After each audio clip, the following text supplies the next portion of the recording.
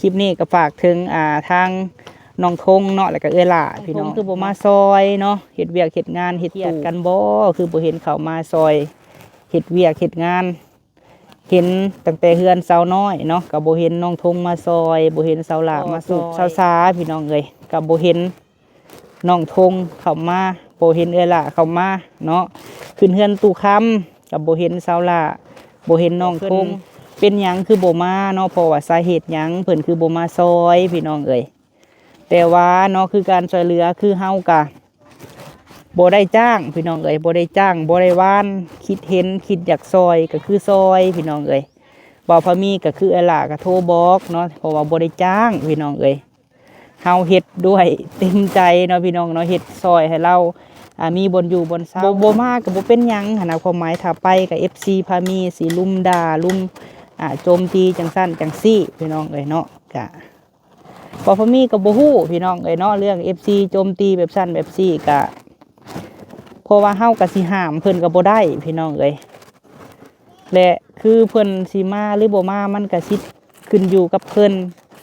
อาจจะบ่มีเวลามาหรือว่าเราก็เฮ็ดเวียกเฮ็ดงานของเราอยู่เฮือนก็มีก็สิถามเกี่ยวกับว่า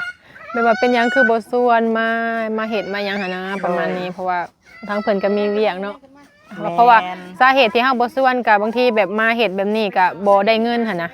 บางทีแบบสำหรับความคิดของเพิ่นเนาะบางทีว่ามานี่เห็นเฮาได้เงินบ่หรือว่าจังใดบัดเพิ่นเฮ็ดแล้วเพิ่นบ่ได้ก็ย่านแบบเสียใจหั่นนะก็ขึ้นอยู่กับคนที่ว่าแบบเต็มใจเฮ็ดแล้วก็เฮ็ดเพราะว่าเฮาก็บ่แม่นว่าสิเฮ็ดเอาเงินเอาคำเนาะแบบถ้าว่าเพิ่นให้เพิ่นอีต้นนี่ยังเฮาก็เอาหั่นนะบ่ได้แล้วก็ยาน้องแหล่ไปซื้อเกลือพี่น้องเอ้ยเอาขอบคุณขอบคุณเด้อทางแม่หลัดกับพ่อจันเนาะพร้อมด้วยพี่น้องโบสถ์สุขุสุคนสุหม่องสุบอนพี่น้องเอ้ยฝากติดตามช่องบ่าวพามีสะพานบุญนี่ได้พี่น้องเด้อ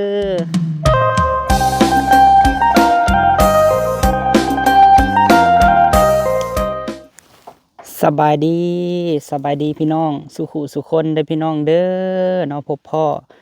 กับบ่าวพามีพี่น้องเอ้ยในช่องบ่าวพามีสะพานบุญเนาะพี่น้องเนาะเปิดภาพมามื้อนี้พี่น้องเอ้ย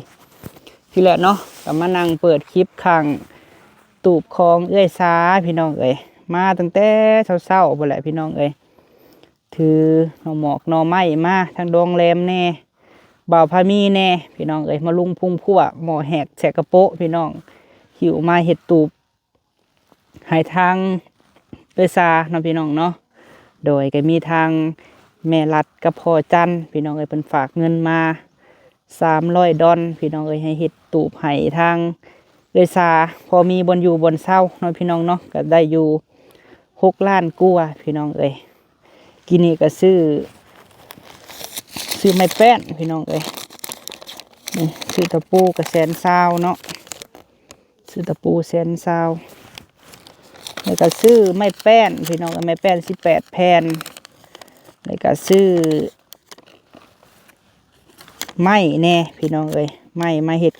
คือเห็ดยางมันเพราะว่าสิใส่ไม้สังไพรแน่แล้วก็ไม้48แน่พี่น้องเอ้ยเนาะเสร็จแล้วเบิ่งบินก่อนที่บ่าวพามีอันบินในอยู่พุ่นกินนี่เนาะ2,340,000พี่น้องเอ้ยซื้อไม้แป้นแผ่นหนึ่งกับ90,000เนาะแล้วก็ซื้อไม้4x8มาเติมอีก6 แผ่น6โต้พี่น้องเอ้ยเนาะว้าวที่คัดแน่บ่าวพามีก็ได้โดยทางว่านนี่แน่พี่น้องเอ้ยซื้อกับเบิด3 ล้านปลายกับเงิน$300พี่น้องก็ได้อยู่6 ล้านกว่าเนาะกระบิแบงใส่พี่น้องเอ้ย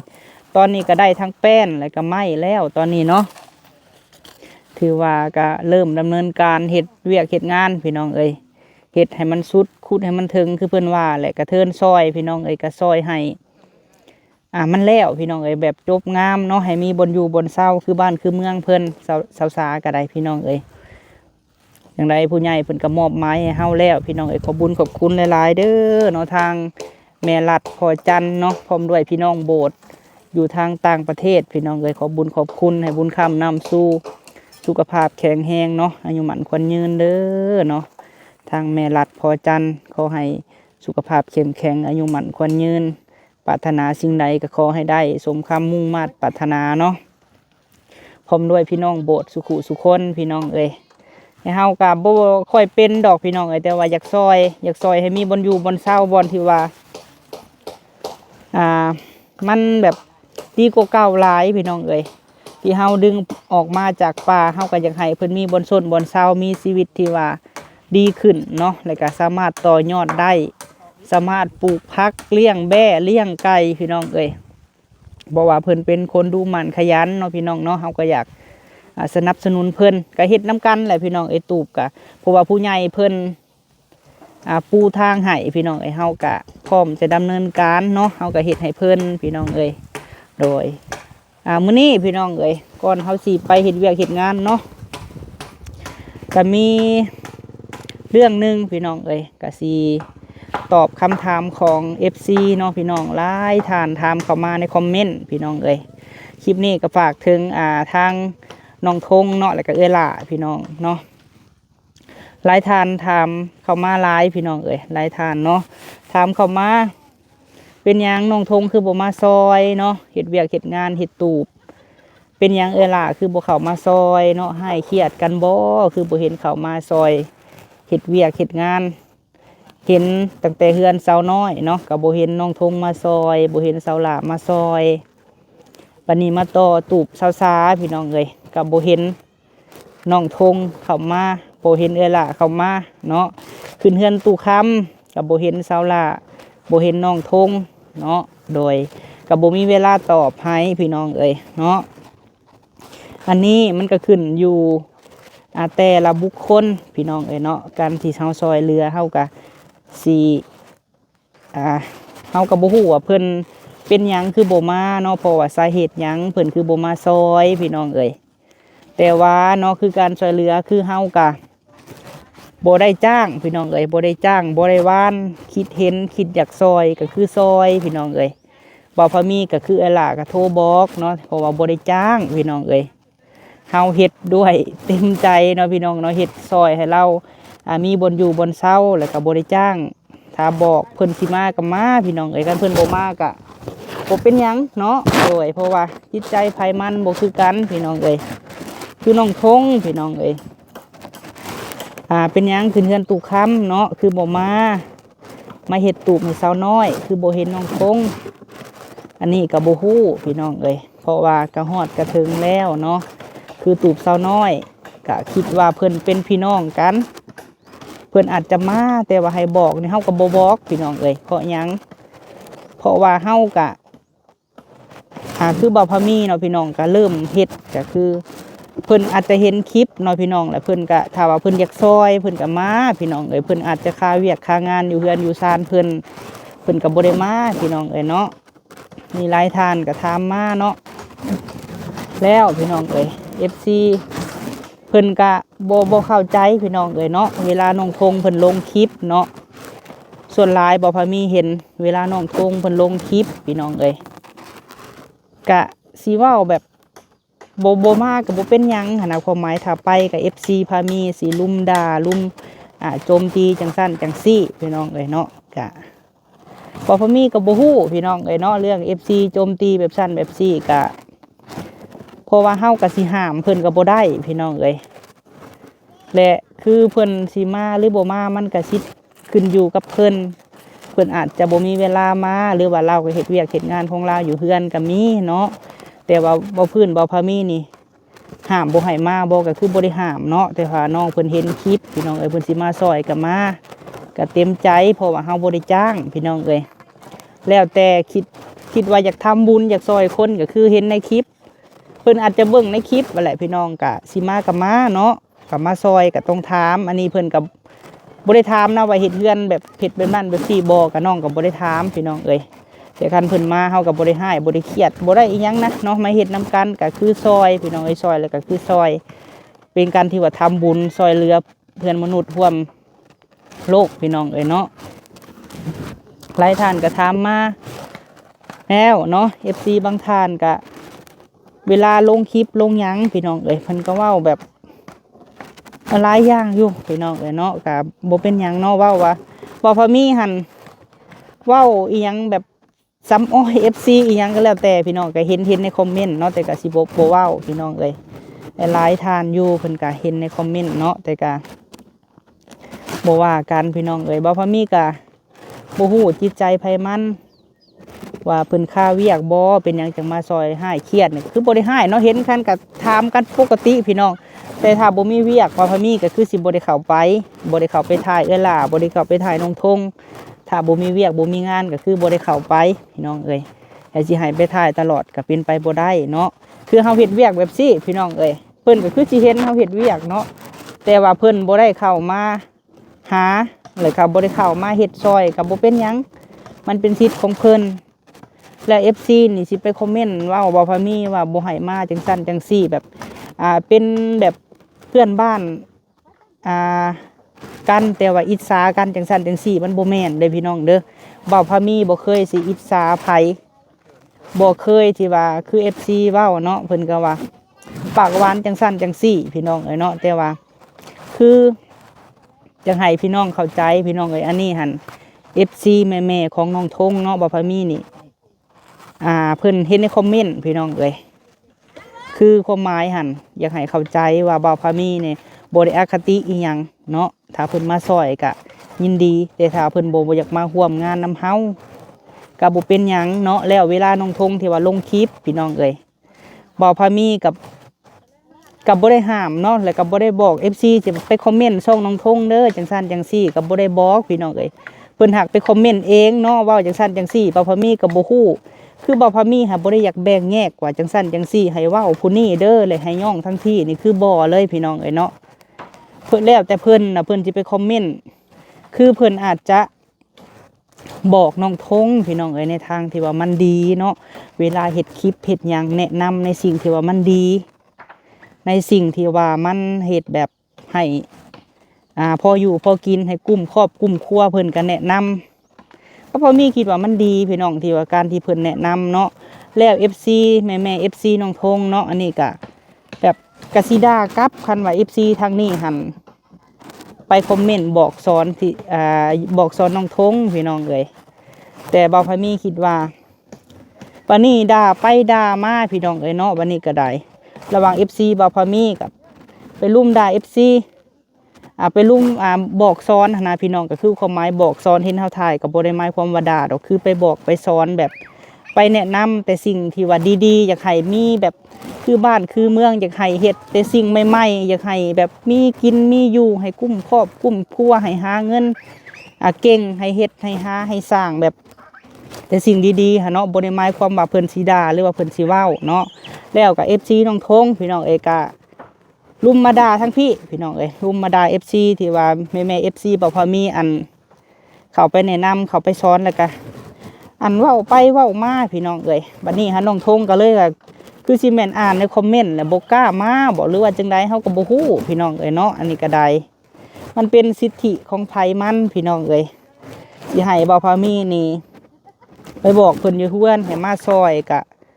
มันก็บ่คือพี่น้องเอ้ยเพราะว่าคือเขาน้องๆน้องแหละน้องยังกับบ่ได้บอกได้แต่เพิ่นเห็นในคลิปเพิ่นก็มาพี่น้องเนาะแล้วเรื่องล่าเนาะบ่าวพามีก็บ่ได้ให้บ่ได้สั่งแล้วก็บ่ได้ให้ยืมเงินยืมคำคือเก่าพี่น้องเอ้ยตอนนี้หั่นแม่นบ่าวพามีบ่ได้ให้ยืมเนาะพี่น้องเนาะเฮาเฮ็ดเวียกเฮ็ดงานช่วงนี้ก็เฮ็ดเฮือนเฮ็ดซานก็บ่มีเงินให้ไผยืมแล้วพี่น้องเอ้ยมีแต่ว่าต้องประหยัดเก็บหิโฮมไว้เฮ็ดเฮือนพี่น้องเอ้ยมันมีแต่บ่หลายเนาะมันบ่พอสิให้หมู่ยืมแล้วเฮาก็เลยบ่ให้ยืมพี่น้องเอ้ยเนาะก็เลยว่าเก็บเงินที่ว่าเฮาหาแต่ละมื้อนี่แม่ FC ให้ไว้ใส่จ่ายเฮ็ดเฮือนเฮ็ดซ่านแล้วก็บ่มีเงินให้ไผยืมได้พี่น้องเด้อเนาะขอบบุญขอบคุณที่เป็นห่วงพี่น้องเอ้ยเรื่องเงินเรื่องคำนี่ขอบมุกขอบใจหลายๆพี่น้องเอ้ยแล้วก็ล่าก็บ่ได้ให้บ่ได้เครียดบ่พอมีเนาะพี่น้องก็น้องทงก็บ่ได้ให้บ่ได้เครียดกันก็คือเว้ากันปกติเห็นก็ถามไทยเนาะโดยแต่ก็บ่อยากให้แม่ FC ทางน้องทงหรือว่าฝ่ายใดก็ถามเขามาหลายก็เลยไปเฮ็ดคลิปตอบพี่น้องเนาะตอบในคลิปนี้เนาะพี่น้องเนาะบ่ได้ให้บ่ได้เครียดบ่ได้อคติกันหยังเนาะก็คือถ้าเราอยากเฮ็ดซอยอยากมาเฮ็ดเฮือนเฮ็ดซ่านหรือว่าเฮ็ดเวียกเฮ็ดงานซอยกันก็คือมาได้แม่ FC ฝ่ายนั่นก็คือโทรให้น้องทงเข้ามาเฮ็ดซอยเด้อแม่ FC เอ้ยบ่าวพามีบ่ได้มีอคติหยังแล้วก็บ่ได้ ปากหวานก้นเปรี้ยวอีหยังพี่น้องก็เว้าแบบซี่เนาะให้เลื่อนเบิ่งคลิปก่อนๆที่ว่าผ่านมาบ่าวพะมีก็เว้าแบบซี่แหละพี่น้องเนาะเว้ามันก็เป็นคาแรคเตอร์ของเฮาเว้าแบบซี่เนาะสิบ่ได้ดัดบ่ได้แก้บ่ได้อีหยังดอกพี่น้องกระทางทีเดียวก็คืออยากให้ได้อยู่ได้กินเบิดทุกคนพี่น้องคือเฮ็ดคลิปเฮ็ดหยังคือผ่านมากะสอนวิธีตัดคลิปลงคลิปเฮ็ดหันเฮ็ดนี่หน้าปกก็สอนเบิดทุกอย่างพี่น้องเขาสิเฮ็ดบ่เฮ็ดก็เอาเรื่องของไผของลาวพี่น้องเนาะก็มีแต่ว่าจังซี่แหละแม่ FC เนาะบ่ให้เข้าใจผิดเด้อจังไดก็ได้ผู้ใดที่ว่าเป็นเพื่อนเฟซเพิ่นเนาะหรือว่าอีหยังก็ให้โทรบอกเพิ่นก็ได้พี่น้องเฮ็ดให้เฮ็ดซอยกันพอแต่มีคลิปลงก็บอกตลอดเฮ็ดหยังก็ได้ขอให้ FC เบิ่งพี่น้องเนาะโดยกับประมาณนี้แหละพี่น้องเรื่องของน้องทงกับเวลาเนาะของบ่ได้ให้บ่ได้เกลียดกันหยังคือหักแพงคือน้องคือนุ่งแล้วก็คือเอื้อยเนาะถ้าเพิ่นอยากมาซอยก็ยินดีเด้อพี่น้องเด้อเนาะยินดีซอยแต่ว่าบ่ได้เงินพี่น้องผู้ใหญ่ให้เฮ็ดสุกไว้ซานี่ให้50 ดอนก็ซื้อกินน้ำกันล้านปลายเนาะก็ซื้อหันซื้อนี่กินน้ำกันพี่น้องแล้วก็ถ่ายคลิปเนาะโดยไปเฮ็ดเวียกเนาะพี่น้องบาดนี้เนาะเอาพี่น้องเนาะมาพี่ทั้งพี่สบายดีเด้อลาตีเด้อโดยสบายดีได้ยังกินมื้อนี้ค่ะแกงหน่อไม้คือเก้าหน่อไม้ก็หามาแต่เฮือนพุ่นแหละพี่น้องทั้งดองแหลมเพิ่นเอามาเนาะโดยและลาตีเพิ่น FC ไลฟ์ทานเพิ่นก็คอมเมนต์มาอยู่บ่ส่องเจ้าก็ได้เพิ่นก็ถามมาอยู่ถามว่าจังไดก็แต่ว่าบ่ได้ตอบบ่ฮู้แนวสิตอบบ่ได้ตอบเนาะบางทีเฮาก็อ่านบ่ออกแน่แล้วก็อ่านออกแน่หั่นแหละบ่ค่อยไปนั่นน่ะโดยเพิ่นก็ถามมาว่าบ่ได้ชวนเพิ่นมานำบ่จังซั่นจังซี่เนาะแม่นเพิ่นสิถามเกี่ยวกับว่าแบบเป็นหยังคือบ่ชวนมาเฮ็ดมาหยังหั่นนะประมาณนี้เพราะว่าทางเพิ่นก็มีเวียกเนาะเพราะว่าสาเหตุที่เฮาบ่ชวนก็บางทีแบบมาเฮ็ดแบบนี้ก็บ่ได้เงินหั่นนะบางทีแบบสำหรับความคิดของเพิ่นเนาะบางทีว่ามานี่เห็นเฮาได้เงินบ่หรือว่าจังใดบัดเพิ่นเฮ็ดแล้วเพิ่นบ่ได้ก็ย่านแบบเสียใจหั่นนะก็ขึ้นอยู่กับคนที่ว่าแบบเต็มใจเฮ็ดแล้วก็เฮ็ดเพราะว่าเฮาก็บ่แม่นว่าสิเฮ็ดเอาเงินเอาคำเนาะแบบถ้าว่าเพิ่นให้เพิ่นอีต้นนี่ยังเฮาก็เอาหั่นนะบ่ได้แล้วก็ยาบ่ได้แล้วก็ยาเนาะบ่ได้ว่าเขาแต่อยากซอยให้เพิ่นบางทีแบบเฮาเฮ็ดบางทีเพิ่นมาเฮ็ดอยากได้เงินผัดเฮาก็บ่มีให้เนาะแม่นก็คือเพิ่นเห็นเพิ่นอยากมาซอยเฮาก็มาเนาะเพราะว่าเฮาก็ได้ไปถ่ายคลิปแหละพี่น้องก็มีแต่เฮ็ดนำกันแล้วคือผู้วงเพิ่นก็มาเฮ็ดมาซอยกับบ่ได้ว่าหยังก็แบบเข้าใจหั่นนะก็บ่ได้ดอกแต่ก็มาเฮ็ดก็พอได้ถ่ายคลิปนี่แหละกับ่ได้ถึงขั้นว่าสิได้เงินเนาะบ่ได้ถ่ายคลิปไปพี่น้องกับบ่ได้ดอกเนาะคือคลิปก็คือเห็นนั่นแหละคือเห็นแล้วพี่น้อง 3-4,000 วิวบ่ได้ขึ้นบ่ได้หยังแล้วก็เพื่อสิได้เนาะจักยามใดแบบมาเขาว่าเฮามาถ่ายซำนี้สิให้ได้เงินนี่ก็บ่ได้แม่นต้องเฮ็ดหลายๆอย่างหลายๆลงหลายๆคลิปพี่น้องให้คิดว่าคลิป1นี่ 3-4-5 ดอลแล้วไปคูณเอาพี่น้องเลยโดยหลายๆมื้อเนาะมาเพื่อสิแล้วคลิป1 3-4-5 ดอลให้เพิ่นมาเฮ็ดนำมานะก็บ่ได้เนาะเพิ่นก็มีเวียกไผก็แม่นแหละเพิ่นอาจจะค่าเวียกเด้อพี่น้องอยากเว้าอย่างหยังก็มีแต่โทรเว้าแบบบ่อยากให้อันเว้าใส่กันปานใดหั่นนะเพราะว่าก็สิเฮ็ดให้บ่เข้าใจกันแล้วก็เฮ็ดให้ผิดกันเนาะบางทีก็แม่นก็บ่ได้ให้เว้าปานใดอยากเว้าก็มีแต่โทรหรือว่าอยากแนะนำหั่นนะสิดีกว่าเนาะอยากให้น้องแนะนำน้องทงอยากให้มาพี่ก็ต้องโทรบอกเพิ่นโดยตรงเนาะแล้วก็บอกสั่งสอนในสิ่งที่แบบแนวดีๆหั่นนะเพราะว่าเพิ่นก็อ่านบ่ได้คือว่าหั่นแหละเนาะอ่านบ่ได้แต่คือน้องสาเพิ่นผู้อ่านได้ก็อยากให้อ่านแนะนำในสิ่งที่ดีแบบว่าสิ่งใดที่เพิ่นบอกดีแล้วก็แนะนำสิ่งใดที่เพิ่นเว้าแบบบ่ดีก็บ่ต้องเว้าหั่นนะเพราะว่ามันก็สิเฮ็ดให้เพิ่นคิดร้ายเนาะเพราะว่ามันก็อ่านบ่ออกเฮาอยู่นำกันมาแต่น้อยจนอายุปูนนี่พี่น้องก็บ่อยากให้แบบเข้าใจผิดแล้วก็บ่อยากให้หายหยังกันหั่นน่ะมันก็เรื่องกันมาแต่เก่าแล้วเนาะเพราะว่าเฮ็ดแบบนี้มันก็เฮ็ดให้แบบบ่เข้าใจกันแล้วก็ผิดกันนั่นแหละแบบว่ามี FC เฮาคือไปบอกหั่นน่ะเนาะแม่นก็บอกในสิ่งที่ดีเพิ่นก็บ่ได้เว้าหยังแม่นแต่บ่แม่นเอาเพิ่นสิไปเว้าให้เสียหายพี่น้องก็คือบอกให้แนะนำแต่ว่าแบบทางนั้นก็บ่อยากให้โต้กลับแบบหุ้นแฮงเว้าแบบมันบ่จบบ่งามเนาะ โดย บอกก็ดีเนาะ โดย เฮาก็มีแต่ฟังนั่นแหละบ่ได้ว่าหยัง บอกซอยกันเด้อพี่น้องเด้อเขาจะให้เรามีอยู่มีกินทางคุณก็ เพิ่น ได้ ก็เฮ็ดอยู่เนาะเฮ็ดท่านี่ยังหั่นแหละพอได้กินก็บ่ได้นั่งแบบท่าดอก นั่นแหละนั่นแหละ ถ้าบ่เฮ็ดก็บ่ได้กิน เราก็ เนาะ สู่ไปของเราเฮาก็สู่ไปของเฮาเนาะต่างคนก็ต่างสู่พี่ ถ้า น้องไอ้น้อง บ่เฮ็ด เพิ่นก็ ก็ ได้ บ่มีกินเนาะ แม คือว่า นป้าสะเฮาก็เฮ็ดเวียกบาดนี้ โดย โดย เอาสบายดีเด้อผู้วงเด้อสบายดีผู้วงเราก็อ่านอยู่ได้คอมเมนต์พี่น้องไอ้เนาะโดยล่าคันบ่ได้เงินก็สิมาซอยอยู่บ่ ซอย ซอย โดย คือมานี่อ้ายได้บอกเจ้าอยู่บ่ บ่ แต่ว่าเขาก็อยากมาซอยเพราะ แม ว่าน ต้นงานเฮาสาแล้วก็ไปซอยเฮา แมนอ้ายก็อยากให้เจ้าหันได้คลิปน้องเอ้ย โดย คือสิแลนนี่ลายคลิปก็ยามันปุละคลิป2คลิปก็ตื้มกันเนาะล่ะเนาะ โดย ขอแต่น้องนุ่งได้ดอกพี่น้องเอ้ยกินโลดเด้อซันเดอร์ โดย โดยบ่ได้เอียงอีสิอคติกับหมู่ดอกพี่น้องเอ้ยว่าคลิปก็แล้วแต่ไผสิเบิ่งก็เบิ่งให้ตื่มกันหลายทานเบิ่งอยู่ โดยสบายดีเด้อเอื้อยอ้ายเด้อสบายดีพิมพากันยาโดย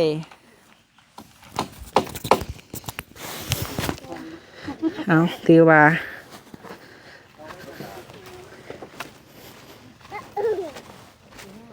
โอ้เบาคำเก่งสร้างเก่งสบายดีเด้อเบาเก่งเด้อโดยเบาเก่งรับบ่เห็นว่าสิท่าให้บอกเนาะ สุกหัวเช้าเอา ทานนี่ใส่หัวเสา นี่พี่น้องเอ้ยเพราะว่าแป้นนี่18แผ่นพี่น้องเอ้ย18แผ่นกับล้าน8เนาะแล้วไม้4คูณ8ไปสั่งมาอีก6โตพี่น้องเอ้ย6ลำเนาะ6ลำกับลำหนึ่ง90,000เงินแม่รัดกระพอจันเพิ่นให้มาพี่น้องเอ้ยพอดีเบิดพี่น้องเนาะเงิน6ล้านกว่าเมื่อวานนี่ก็3ล้านปลายมื้อนี้ก็2ล้านปลายเนาะนี่ซื้อหั่นซื้อนี่ทั้งผักกระจงกระจาดแน่พี่น้องเอ้ยแล้วก็ซื้อตะปอกตะปูแน่มาเนาะซื้อน้ำมาให้กันกินพี่น้องเอาแต่เช้าพุ่นแหละในอยู่แนวกินก็กินแล้วพากันซื้ออีหยังหน่อไม้ก็หาเอาพี่น้องเอ้ยแนวกินก็ผู้ใดมีหยังก็มากินน้ำกัน ทั้งหลายบ่ คักแล้วบัดนี้ มีแนวปูและตูบก็ได้ เอานี่ถ้าปรุงตัวนี้ดีมากก็ได้เอาตัวนี้ก่อนแล้วดีมากก็ได้เอามา กดลงมากันเนี่ยมันนั่นเฮ้ยมันหลุด พอเลยเอามาเอาหวาน ไม่ใช่เด้อทำมันเลย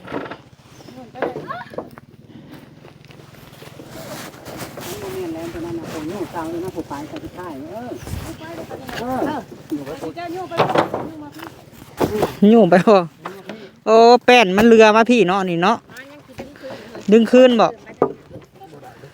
เพราะว่ายังสิเฮ็ดทางหน้าอยู่พี่น้อง เป็นทรงโมเดิร์นเนาะ ปัดแล้วตีนมันเข่าตีเลย นี่ตัวตีนเตะตีนมาก่อนนะ ไอ้ตีน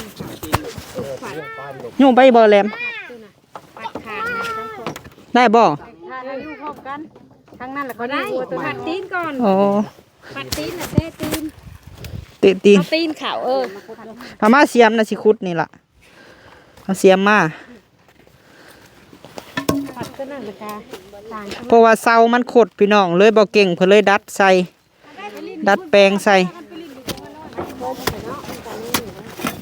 ทุกทางนี้ ทุกคนแล้วด้านตีนเขา เอามาได้ ไปลงมา คิดเป็น เจ้าก็ยังอยากมาซอยเนาะป้า เห็นอะไรแหละเอาหลานคนรัก เอาหลานพ่อมาซอยพร้อม มาน้ำมาให้มากกับมาแล้วก็มาซอยกันแล้วบัดนี้ทั้งร้านทั้งมีถังเลยวะ ได้บ่นี่ มาให้ทั้งซอยลูกซอยหลาน มาตัวนั้น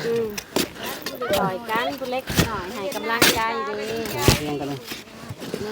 ดีกว่าบ่มาเลยเนาะ ยากน้ำร้านกับปะนั่นก็บอกกันให้มาแต่เช้าคุณเล็ก ได้บ่ ลายพลังทึงนะ อ่ะอยากอีกเด้ออีกคนนึง สุดแล้วบ่จักถึม ยัง ยังบริ อีกนึงพุดกับพี่ เบิ่ง ส่วนที่เป็นทุ่งหัว นั่นอยู่หัวซ่านนึงมันสิลุกมันสิลุกมันสิลุกฮะ อ่ะ เข้ามาเพื่อให้มันหุบถูกกัน เอา พอ พอบ่ พอเลย ได้เนาะ ได้บ้าบัดเดียบดูเยอะแล้ว พอเข้ามาถึงตัวนี้ เราเข้ามาไกลเล็กปูน้ำบุรุษ นะ ปล่อยเดียวได้ บ่มั่นใจได้บ่ว่าตายบางคนบาง เหยียบตัวนี้น้ำได้บ่ เหยียบตัวนั้นนะ เด้อมือเด้อเหยียบไม้น้ำ ได้บ่ ได้ขีดนั่นแหละ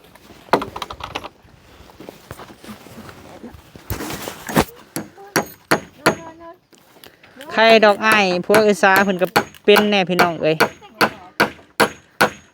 เอาก็ได้แต่จับแต่บายน้ำหมูแล้วเพิ่นยอมรับแต่เรื่องนี้บ่เก่งปานใด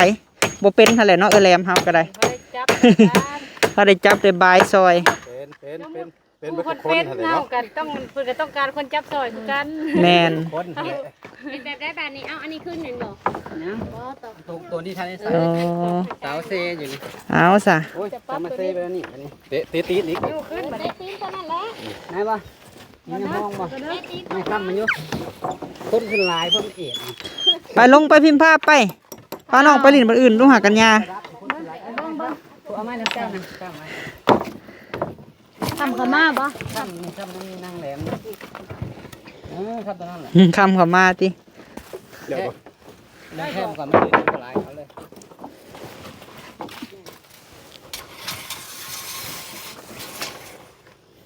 ใส่2 เมตร ลงมาทิพย์บ่ เลิกเขาเผื่อไว้2 เมตร เงินแล้วจองยัง เฮ้ยงอกก่อนแล้วงอกก่อน ร้อยบ่ โอ้ยเจ๋งนะ เก่งแท้เล็กน้อยพวก มาสัมกับตัวนุ่มนี่แล้วลองฉันดู ร้อยบ่นุ่น 96 2 เมตรนั่นแหละ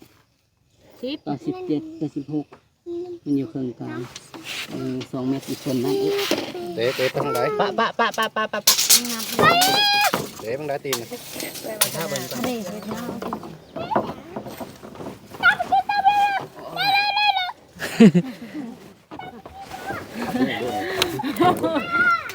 ่ดำ ซีเมนต์ภาษาเวียดแท็กซีเมนต์ภาษา ภาษาครบสุด ย่าง ๆนี่หัวสาวไปพูดนี่หัวสาวคนนั้น บ่ดันตีนอีกบ่ไปแล้ว บอกแล้วนี่แต่เอาตัวนี้ออกจะไปแล้วนี่ตอกตัวนี้ออกไป ดันไม้กลางออกกันแล้วเนาะต้องเอาขึ้นตัวกลาง ก็คือกลาง ยักออกลูกยักออกยักออก ไปเด้อ ยักออก เดี๋ยวบอกหมูไปได้ตัวนะสิมาน้ำคันบัวตัวนะตัวนี้มันบกเกี่ยวกับหมูตัวนี้นะ มันอยู่เดียวมันต่างหาก เดี๋ยวตีน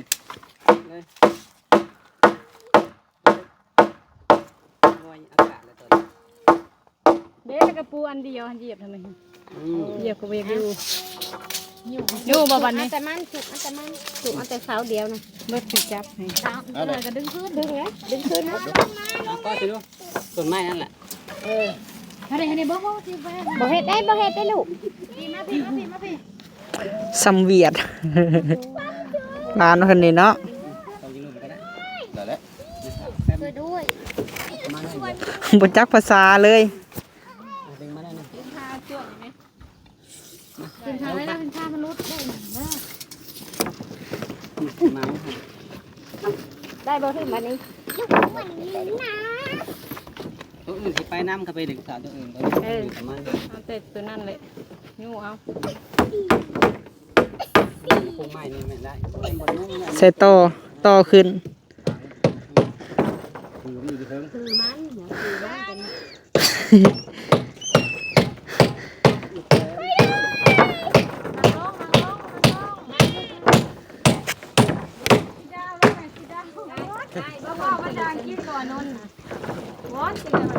เอ็มว่าบอลขีดนึง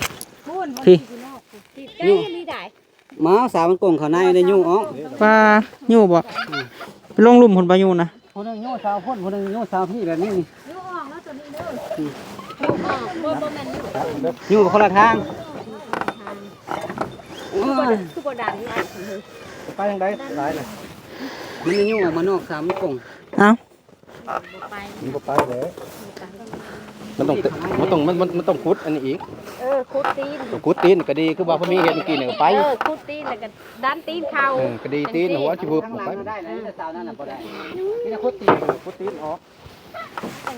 ขุดแล้วก็ดีตีนเขามันจึงวับโง่แล้ว เออ ตรงนั้นน่ะ มันโกงแห้ง ตีเท้ามันโกบตีนี่กูทางไงนี่วะ ขุดกับเป็นไงคนที่จะดี ไผ่นะฮะ ดึงให้แล้วอย่างว่างเราให้เราพุดกว่า ไม่ใช่แม่มัน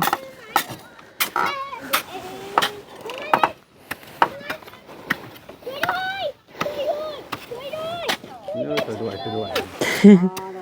งเขาอย่างเงี้ย โกงนะขุดละลายงัดตีนมันก็งัดตีนก็แบบตัวละ ง่าย มาอยู่น้ำข่อยพี่เด้อ ปิดไปเลยนะเอามาหมักแล้วปิด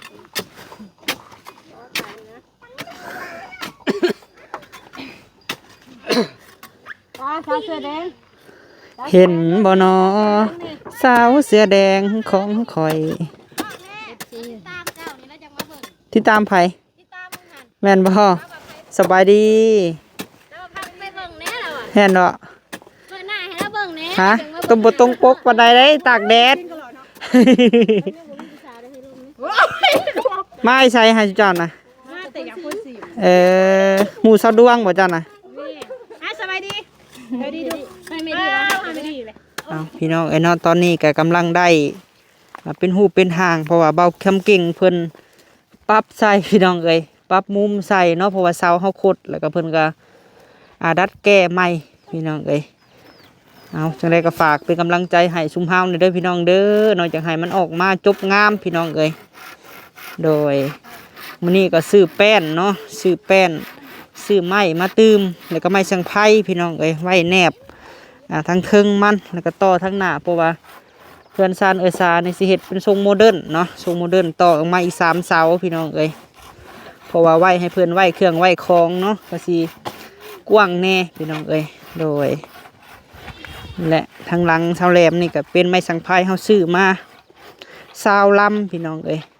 20 ลำก็300,000บัดค่าแก้มาอีกก็300,000พี่น้องเอ้ยเพราะว่ามันยากได้เนาะเสาแหลมเนาะเอาไม้สังไพ่มานี่เพราะว่าคนขึ้นรถคนขึ้นอีหยังก็มีแต่เจ้าของรถเพิ่นพี่น้องเอ้ยตู้เพิ่นก็กว้างคักได้เนาะเบาเก่งเพิ่นดัดแก้ใส่งามแล้วพี่น้องเอ้ยหวานนี่มีแต่คุมมันบ่ฟ้าวทมซื้อเกลือมาใส่เนาะแม่นบ่อีทมไวแท้นี่ ให้น้องแหล่ไปซื้อเกลือพี่น้องเอ้ยเอาขอบคุญขอบคุณเด้อทางแม่หลัดกับพ่อจันเนาะพร้อมด้วยพี่น้องโบสถ์สุขุสุคนสุหมองสุบอนพี่น้องเอ้ยฝากติดตามช่องบ่าวพามีสะพานบุญนี่ได้อพี่น้องเด้อกดไลค์กดแชร์ให้ชุมเฮาแน่หน่อยวันนี้จะให้ทางเอ้ยซาเนาะขอบบุญขอบคุณทางแม่หลัดกับพ่อจันเด้อเด้อพร้อมด้วยพี่น้องโบสถ์สุขุสุคนนะโดยขอบคุณก่อนบัดนี้ตบมือนักกันเลยก็ได้เนาะ กับขอบุญขอบคุณเด้อแม่รัดกับพ่อจันก็ขอให้อยู่ดีไม่แห้งเด้อสุขภาพร่างกายแข็งแรงความเจ็บอย่าจะได้ความไข้อย่าจะมีปรารถนาถึงใดก็ขอให้ได้มุ่งมั่นปรารถนาเด้อไปการใดก็ขอให้พระเจ้าอวยพรอวยไซให้ตลอดปลอดภัยเด้อแม่เด้อสาธุ สาธุเสาแหลมเด้ โดยสแลมน้อยก็ขออวยพรให้เบิดทุกท่านที่เพิ่นช่วยชาวชาเนาะแล้วก็ แม่ คร ห อ ลั บ ด ครั พ่อ ว จัน เพิ่น พร้อมด้วยพี่น้องโบสถ์ ทั้งเมลัดแล้วก็โพจันทร์รวมเบิดทุกคนพี่น้องทั้งโบสถ์ที่เพิ่นอยู่นำกันพุ่นแหละพี่ โด น้อง ย ขอบคุญขอบคุณเพิ่นหลายๆที่เพิ่นช่วยครอบครัวชาวชาให้มีตูบอยู่ไหมพี่น้องเอ้ยก็ขอให้อยู่ดีมีแฮงสุขภาพร่างกายแข็งแรงเด้อไปทางใดก็ให้ตลอดปลอดภัยขอให้มีแต่สิ่งดีๆเข้ามาในชีวิตเด้อสาธุ นางน้องละตีบัดนี่เนาะ โดยน้องละตีกะขอขอบคุณทาง แม่หลัด แม่ พ่อจัน พ่อจันเนาะที่ว่าเป็น โด ซอย ย ได้สามารถก็ดีใจน้ำเพิ่นที่ว่าที่ได้กระตูบอยู่แล้ว โดยก็ดีใจน้ำเพิ่นหลายๆก็ขอให้พ่อจันแล้วก็แม่รัดอยู่ดีมีแฮงเด้อความเจ็บบ่ให้ได้ความไข้บ่ให้มีปรารถนาสิ่งใดก็ขอให้ได้สิ่งนั้นเนาะโดยสาธุ สาธุเนาะขอให้ได้หับจากพรจากน้องๆพวกเฮาก็เต็มใจซอยพี่น้องเอ้ย โดย ซอยเต็มที่2 มื้อแล้วเนาะ โดย พากันมาซอยกันพี่น้องเอ้ยคือว่าเฮ็ดอันใดก็เฮ็ดให้มันสุดขุดให้มันถึงเพิ่นว่าขุดน้ำบ่ก่อศาลาเพิ่นว่าเนาะ โดยแม่น ให้มันเสร็จสิ้นพี่น้องเอ้ยเอาสะพบพ่อคลิปหน้าเด้อพี่น้องเด้อเนาะสบายดีเด้อโดยพี่น้องเอ้ยเนาะ จังใดคลิปนี้ก็ขอบคุณหลายๆทางแม่รัดพอจันทร์สุขุสุคนที่เบิ่งคลิปปาพามีเนาะเฮ็ดเวียกเฮ็ดงานซอยน้องเคยก่อนพี่น้องเอ้ยเฮาก็บ่เป็นดอกแต่ว่าพอได้จับเล็กๆน้อยๆซอยกันดีกว่าเฮาบ่ซอยหยังเลยพี่น้องเอ้ยโดยเอาเบิ่งขั้นตอนต่อไปเด้อพี่น้องเด้อเนาะสบายดี